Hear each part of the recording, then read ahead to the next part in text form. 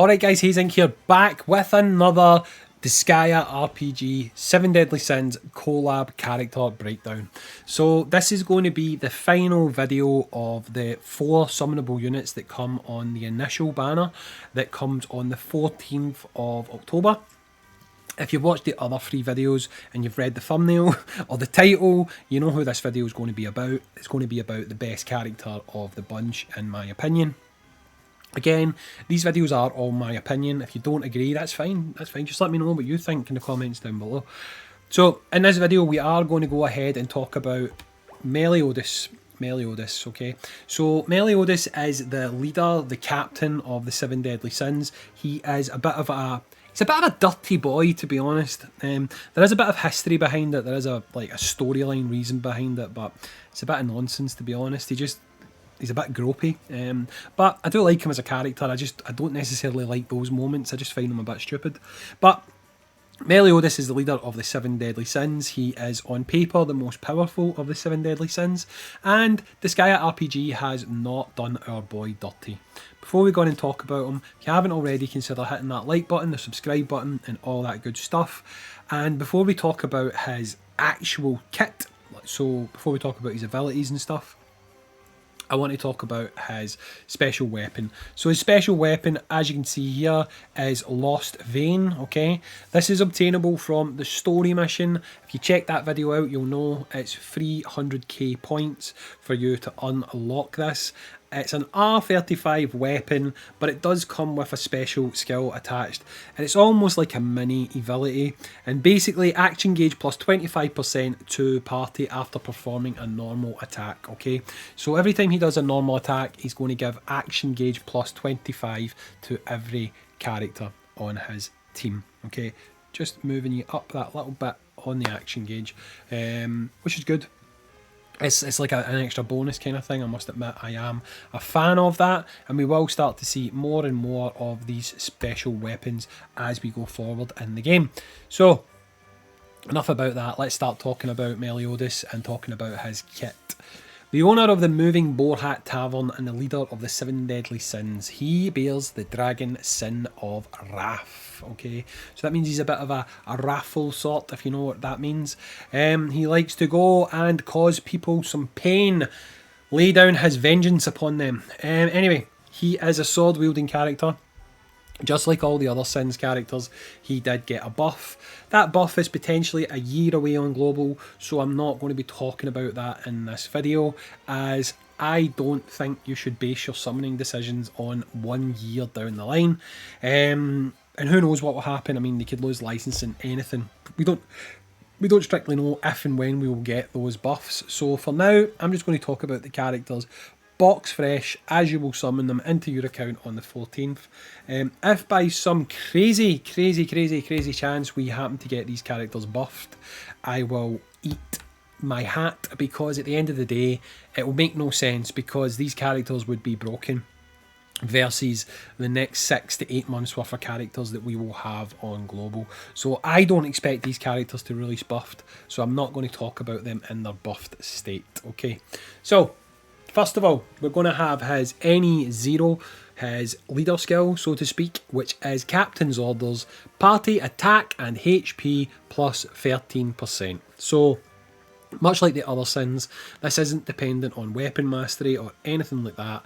It's literally just a flat boost. So attack and HP plus 15% to all party members, okay? His NE1 is called Glimpse of Darkness. Damage that you do with a special move is plus 45%, okay? So he is going to get a buff of 45% on any special moves, and spoiler alert, he does have an S rank skill, so that is going to do quite a lot of damage, okay? Moving on, we're going to talk about his NE5, which is called Down to Business. At the beginning of battle, your attack is plus 32% for 3 turns, okay? So you're getting a 32% buff for 3 turns. This is not at beginning of turn, this is beginning of battle, so it is a one-time buff, okay? Just bear that in mind. Finally, we will talk about his NE7, which is called Alrighty Then. And I say that, and in my head, all I can think is Ace Ventura. But his skill is SP consumed when you are equipped with a sword weapon down by 15%. So basically, the cost of all his skills is going to be reduced, and it's going to be easier for you to pop off his more high-powered attacks. Speaking of attacks, we should really jump in and talk about his skills, okay? So, first of all, his first skill is called Enchant Hellblaze, which is an AoE and a buff to himself. It's a G+ rank, rising to F. SP consumption 25 down to 18. Obviously, lower again if you have the sword equipped NE7.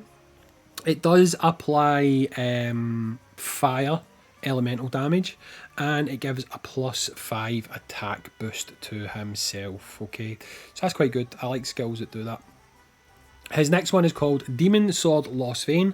It is an AoE. It starts at rank F, rising to F+. SP consumption again is 40 down to 31, but it will cost you less if you're equipping a sword at NE7. Along with doing damage to the enemy, it is going to give himself a buff of 25%, rising to 30% through leveling. Finally, we have his NE3, which is called Divine Slayer. It's an S rank, rising to S+. Again, SP consumption 70, dropping down to 58, but again, if you've got a sword equipped NE7, it's going to cost less. Single target, and it's a self buff. You get me really angry. The less physical strength you have, the more powerful you will be, okay? So basically, I think, again, I'm not sure. I do run this character quite a lot on JP, but it's hard to tell what it means. I think it means if your HP is low, you get a... You do more damage, basically. We need to wait until we get the proper English translation in game for that. But I think basically what it means is if you have lower HP, you will have more damage by the skill. So, moving on, we're going to talk about his magic spells. His magic spells are very good, actually. He has quite a diverse kit. He is someone who I could see people using as a potential buffer. But let's just look at his kit.